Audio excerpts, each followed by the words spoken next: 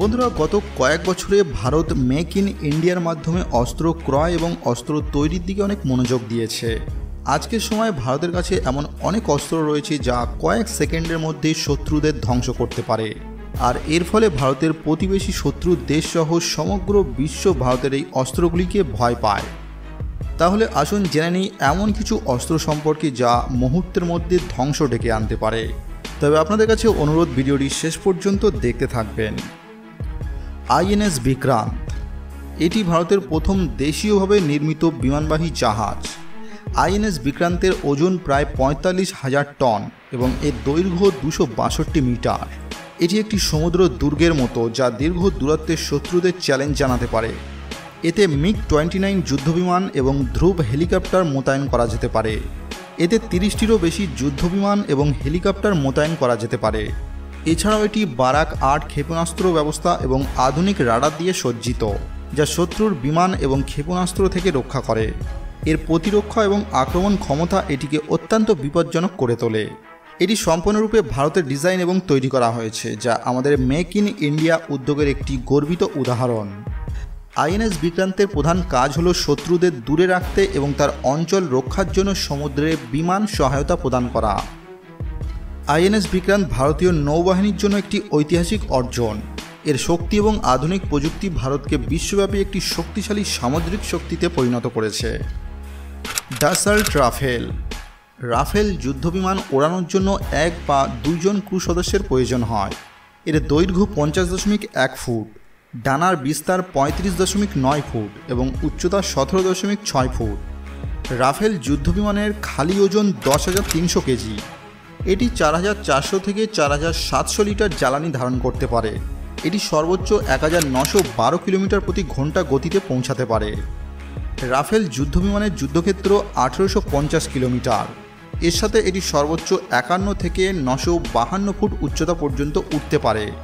Rafael যখন সরাসরি আকাশের দিকে উড়ে যায় তখন এর গতি প্রতি সেকেন্ডে ৩০৪ মিটার হয়। এটিতে ১২৫ রাউন্ড গুলিসহ একটি ৩০ মিমি অটো কামান লাগানো আছে।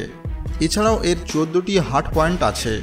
বিমান বাহিনীর সংরক্ষণের জন্য এবং নৌবাহিনীর সংরক্ষণের জন্য ১৩টি। এর অর্থ হল সেনাবাহিনীর প্রয়োজনীয়তা অনুসারে অস্ত্র স্থাপনের সুবিধাও রয়েছে এতে। ব্রাহ্মস মিসাইল। ব্রাহ্মসকে কেবল ভারতেই নয়, বিশ্বের সবচেয়ে বিপজ্জনক ক্ষেপণাস্ত্রগুলির মধ্যে একটি হিসেবে বিবেচনা করা হয়। এটি একটি সুপারসনিক ক্ষেপণাস্ত্র। এর অনেক রূপ ভারতের ৩টি সেনাবাহিনীতে মোতায়েন করা হয়েছে। ৩,০০০ কেজি ওজনের এই ক্ষেপণাস্ত্রটি ৮.৪ মিটার লম্বা। এটি ২০০ থেকে ৩০০ কিলোগ্রাম ওজনের প্রচলিত এবং পারমাণবিক অস্ত্র বহন করতে পারে। এর বিভিন্ন রূপের রেঞ্জ ৪০০ থেকে ৭০০ কিলোমিটার এবং এর সবচেয়ে ভয়াবহ বিষয় হলো এটি স্থল বা সমুদ্র থেকে প্রায় ১৫ থেকে ৩০ মিটার উপরে উঠতে পারে। এর গতি প্রতি ঘন্টায় প্রায় ৪,৩৩০ কিলোমিটার। ভারত ও রাশিয়া ব্রাহ্মস ক্ষেপণাস্ত্রের একটি হাইপারসনিক সংরক্ষণ তৈরিতে একসাথে কাজ করছে। এর নাম হলো ব্রাহ্মস ২। ব্রাহ্মস ক্ষেপণাস্ত্রের নামকরণ করা হয়েছে ভারতের ব্রহ্মপুত্র নদী এবং রাশিয়ার মস্কোভা নদীর নামানুসারে। অগ্নি ৫ ICBM-1। অগ্নি ৫ আন্তঃমহাদেশীয় ব্যালিস্টিক ক্ষেপণাস্ত্রটি ডিআরডিও এবং বিডিএল যৌথভাবে তৈরি করেছে। এর রেঞ্জ ৫,০০০ কিলোমিটারেরও বেশি এবং এর ওজন প্রায় ৫০,০০০ কেজি। এটি ১৭.৫ মিটার লম্বা। এর উপর ১৫০০ কেজি ওজনের একটি পারমাণবিক অস্ত্র স্থাপন করা যেতে পারে। এই ক্ষেপণাস্ত্রটি ১ সেকেন্ডে ৮.১৬ কিলোমিটার দূরত্ব অতিক্রম করে, অর্থাৎ এটি প্রতি ঘন্টায় প্রায় ২৯,৪০১ কিলোমিটার বেগে শত্রুকে আক্রমণ করে। এটি ring laser gyroscope, inertial navigation system, GPS, NAVAIC satellite guidance system দিয়ে সজ্জিত।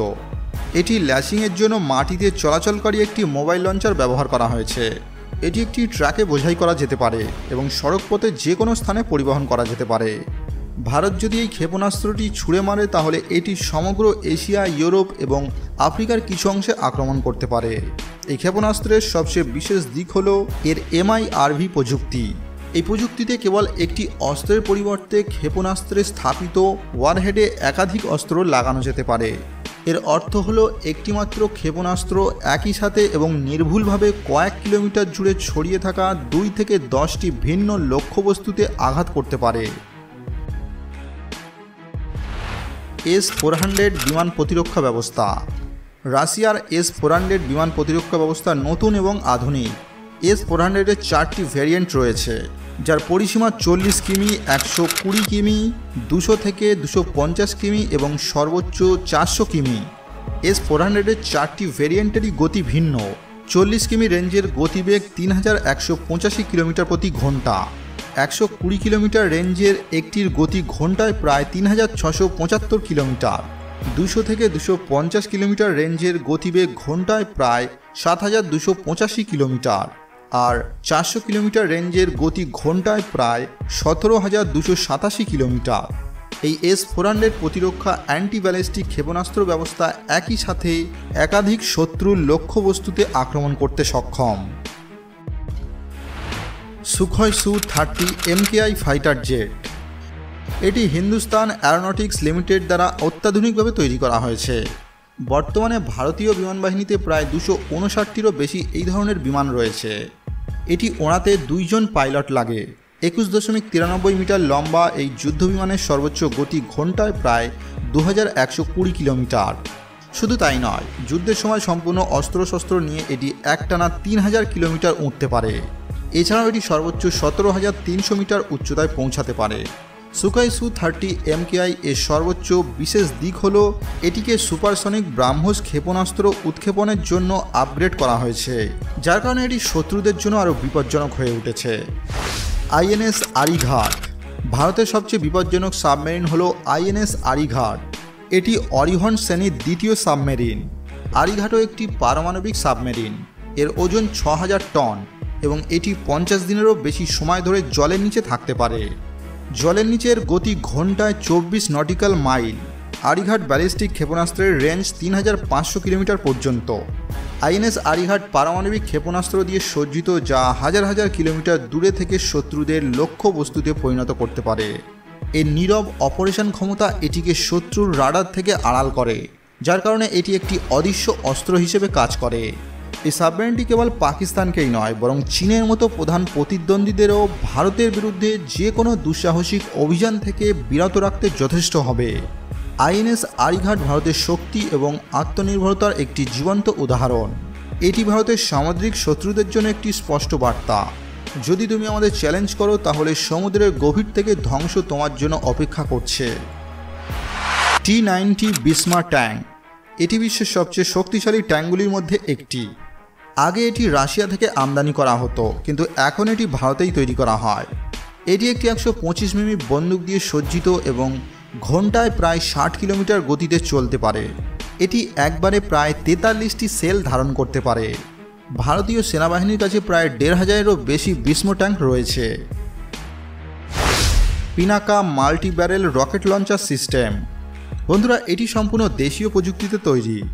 এটি প্রতিরক্ষা গবেষণা ও উন্নয়ন সংস্থা DRDO দ্বারা তৈরি করা হয়েছে। পিনাকার রেঞ্জ 7 থেকে 90 কিলোমিটার পর্যন্ত। এর গতিবেগ ঘন্টায় প্রায় 5757 কিলোমিটার। এই সিস্টেমটি মাত্র 44 সেকেন্ডে 12টি রকেট নিক্ষেপ করতে পারে, তার মানে প্রায় প্রতি 4 সেকেন্ডে একটি রকেট। পিনাকার পরিসর বাড়ানোর পরিকল্পনা রয়েছে। এর তৃতীয় ভেরিয়েন্টের রেঞ্জ 120 থেকে 300 কিলোমিটার। 1999 সালের যুদ্ধে পিনাকা পাকিস্তান আক্রমণ করেছিলেন। Boeing H-64E Apache helicopter. এটিকে বিশ্বের সবচেয়ে বিপজ্জনক যুদ্ধবিমান হেলিকপ্টার হিসেবে বিবেচনা করা হয়। ভারত আমেরিকা থেকে প্রায় 30টিরও বেশি অ্যাপাচি হেলিকপ্টার কিনেছে। এটি আলফার 2টি অ্যান্টি ট্যাঙ্ক গাইডেড মিসাইল দিয়ে সজ্জিত। এই ক্ষেপণাস্ত্রটি ফায়ার এবং ফগেট মোডে কাজ করে। এর মানে হলো ক্ষেপণাস্ত্রটি যদি নিক্ষেপ করা হয়, তবে এটি অবশ্যই তার লক্ষ্যবস্তু ধ্বংস করবে। এর সাথে হেলিকপ্টারটিতে একটি 30 মিমি কামানও স্থাপন করা হয়েছে। এতে 2টি টার্বোসফট ইঞ্জিন এবং 4টি ব্লেড রয়েছে। এটি রাতেও উঠতে পারে। তো বন্ধুরা, এছাড়াও ভারতের কাছে অনেক শক্তিশালী অস্ত্র রয়েছে। সবগুলো একটি ভিডিওতে দেখানো সম্ভব নয়, তাই পরবর্তী কোনো ভিডিওতে আরও অন্য কোনো অস্ত্র নিয়ে আলোচনা করব। এই অস্ত্রগুলির মধ্যে আপনার কোনটি সবচেয়ে পছন্দের কমেন্ট করে আমাদের জানাতে পারেন। ভিডিওটি ভালো লাগলে লাইক, শেয়ার ও চ্যানেলটি সাবস্ক্রাইব করতে ভুলবেন না। দেখা হবে পরবর্তী কোনো ভিডিওর সাথে।